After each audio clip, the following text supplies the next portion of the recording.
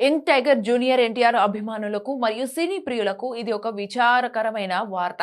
సోమవారం జూలై 27 సాయంత్రం ఎన్టీఆర్ కు అనుకోకుండా భుజానికి గాయమైంది. ఈ విషయాన్ని ఆయన టీం అధికారిక ప్రకటన ద్వారా వెల్లడించింది. గాయం తీవ్రతను పరిశీలించిన వైద్య నిపుణులు డాక్టర్ జె మధుసూదన్ రావు, డాక్టర్ ఆర్ఏ పూర్ణచంద్ర తేజస్వి నేతృత్వంలోని వైద్య బృందం ఆయనకు పూర్తి వైద్య పరీక్షలు నిర్వహించారు. ఎన్టీఆర్ త్వరగా పూర్తిగా కోలుకోవడానికి కనీసం 6 నుంచి 8 వారాల పాటు సంపూర్ణ విశ్రాంతి అవసరమని వైద్యులు సూచించారు. అయితే ఈ గాయం పట్ల అభిమానులు ఎలాంటి ఆందోళన చెందాల్సిన అవసరం లేదని, కంగారు పడాల్సిన పని లేదని ఎన్టీఆర్ కార్యాలయం ప్రకటనలో స్పష్టం చేసింది. ఆయన ఆరోగ్యం నిలకడగానే ఉందని, విశ్రాంతితో త్వరలోనే కోలుకుంటారని భరోసా ఇచ్చారు. ఎన్టీఆర్ ఆరోగ్య పరిస్థితికి సంబంధించి ఎప్పటికప్పుడు అధికారిక తాజా సమాచారాన్ని అందిస్తామని తెలిపారు.